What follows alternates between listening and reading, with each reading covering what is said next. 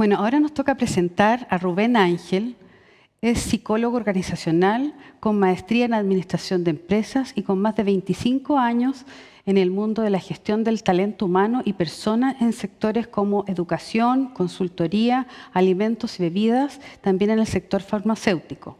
Con gran experiencia liderando procesos de transformación digital y rediseño organizacional, coach certificado en Leadership Circle Profile, mentor for Network and Collaboration y también Psychological Safety Coach, temas de su interés y exploración en los últimos años. Dejamos con ustedes a Rubén Ángel. Muchísimas gracias, Claudia. Bueno, del tema que vamos a conversar hoy es un tema que ha venido sonando muchísimo, sobre todo en los 2 últimos años, que tiene que ver con la seguridad psicológica.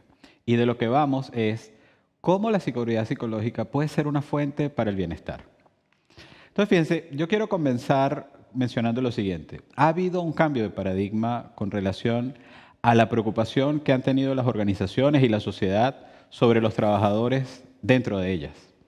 Y ese cambio de paradigma comienza con el hecho, como ustedes pueden ver en la foto, esta es una foto icónica que básicamente se tomó cuando estaba el boom de la construcción en Nueva York, específicamente en Manhattan.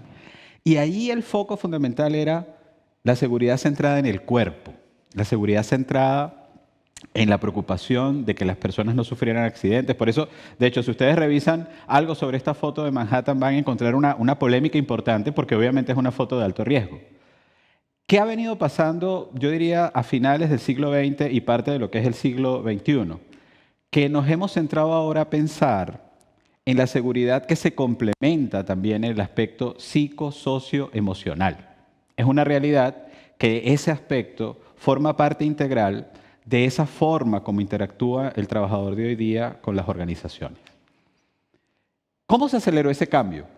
Bueno, lo primero que tenemos que identificar es que hubo un cambio en las formas de generar valor en la economía de hoy versus lo que ocurría en el siglo pasado y principios del siglo XIX.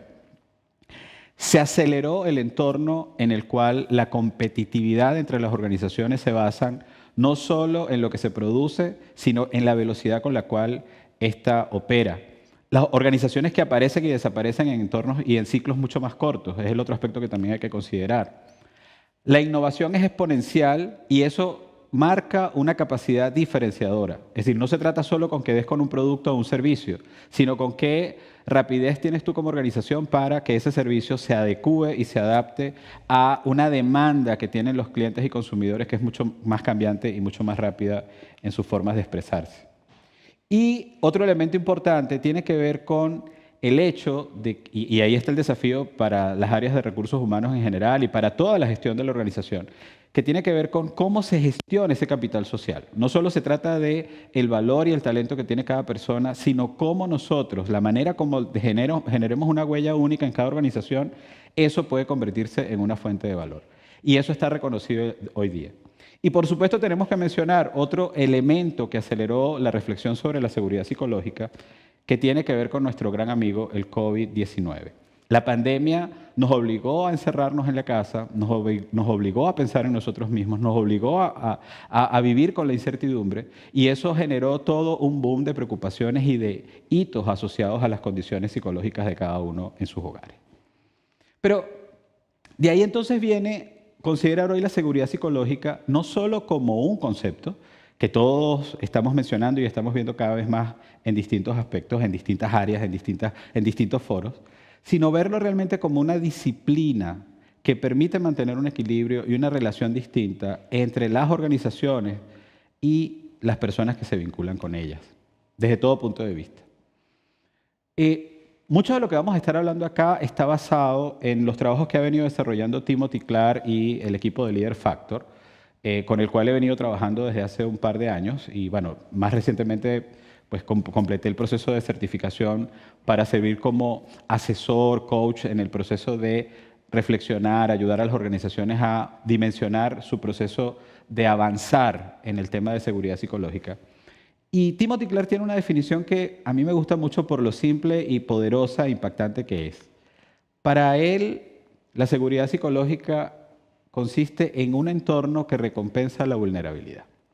Vamos a quedarnos con esa idea, que nos resuene un poquito, a ver qué pasa con nosotros en la medida que vamos entendiendo un poquito más el concepto y cómo, insistimos, tiene una vinculación directa con los temas de bienestar. Quiero comenzar con esta reflexión, que son una serie de preguntas que típicamente hacemos a los equipos y a las organizaciones en las cuales comenzamos a aproximarnos para reflexionar sobre esos tópicos. Y me gustaría que nos tomáramos un segundo simplemente para responder sí o no mentalmente y para identificar si algo de esto nos ha pasado. ¿Te has sentido excluida o excluido alguna vez en tu entorno laboral?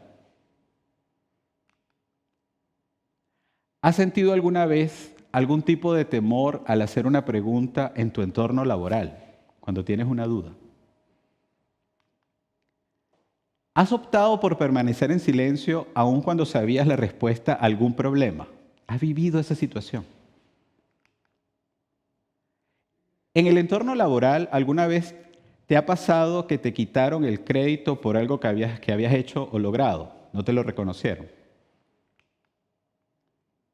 ¿Has sido alguna vez ignorada o ignorado en una discusión? ¿Has sido interrumpida o interrumpido bruscamente en una conversación de trabajo? ¿Te has sentido el objeto de un estereotipo negativo en tu entorno de trabajo? ¿Has sufrido algún tipo de retaliación por haber desafiado el status quo? ¿Has tenido algún jefe que te ha pedido feedback aunque realmente ese jefe no lo deseaba, no lo quería? ¿Has sido avergonzada o avergonzado públicamente en tu entorno de trabajo? ¿Te han castigado en algún modo por haber reconocido honestamente que cometiste un error en tu entorno de trabajo? ¿Te has sentido inferior en tu entorno de trabajo? ¿Qué es lo interesante de estas preguntas cuando las hacemos? Lo que hemos encontrado no es solo que una gran cantidad de preguntas tienen respuestas afirmativas, sino que incluso los incidentes que uno pudiera estar revelando a través de estas preguntas, en muchos casos encontramos con que se sucedieron en menos de 24 horas en estas personas que responden estas preguntas. Quiere decir esto: en las últimas 24 horas es posible que alguno de estos incidentes haya estado ocurriendo. Y lo que está detrás de esta pregunta es una vulneración de la seguridad psicológica de los colaboradores, de los trabajadores o de cualquier persona que forma parte de cualquier tipo de organización. ¿Cuál es el costo que tiene esto? ¿Cuál es el costo que tiene castigar la vulnerabilidad? Y aquí también, con el equipo de Timothy Clark, se han hecho estudios que han revelado respuestas como las siguientes.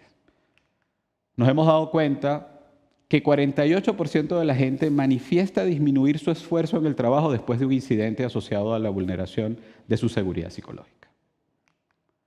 47% dice que intencionalmente disminuyen el tiempo invertido en el trabajo después de un evento de esta naturaleza. 38% intencionalmente disminuye la calidad de su trabajo. Miren de lo que estamos hablando, alto impacto para la organización. 80% pierde tiempo por la preocupación de un incidente. Después que ocurre un evento de estos, la gente se paraliza, pierde el foco. 63% pierde tiempo evitando a la o a el agresor, en el caso de una vulneración de la seguridad psicológica en el espacio de trabajo. 66% manifiesta que su desempeño disminuye. 78% manifiesta que su compromiso con la organización disminuye. Yo estoy seguro que muchos de nosotros, al haber estado expuestos a esta situación, uno de los elementos inmediatamente que uno se pregunta, donde se genera una pregunta importante, es si yo debo estar aquí. 12% dicen que dejaron sus trabajos dados los comportamientos y tratos no civilizados en la organización. Esto está, posiblemente si corriéramos esta encuesta de nuevo hoy día, los resultados serían muchísimo más elevados, porque hay mucha sensibilidad sobre ese aspecto.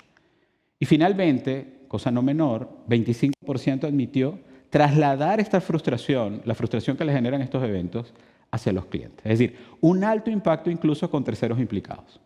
Entonces, el efecto es evidente. Al no cuidar la seguridad psicológica de nuestros entornos, tengamos en cuenta el impacto real que se traduce en costo, que se traduce en valor para las organizaciones. Ahora bien, En el modelo que trabajamos con el equipo de Leader Factor y Timothy Clark, ¿en qué consiste generar un espacio de seguridad psicológica? Vemos 4 etapas que se construyen a partir de la relación de 2 variables. Las 2 variables son respeto y permiso, respeto por lo existente y también el permiso y la libertad para actuar. En ese perfecto equilibrio aparecen las 4 etapas de la seguridad psicológica. A mí me gusta mucho la metáfora de una fiesta, porque hoy, por ejemplo, hablamos mucho de inclusión como la primera etapa.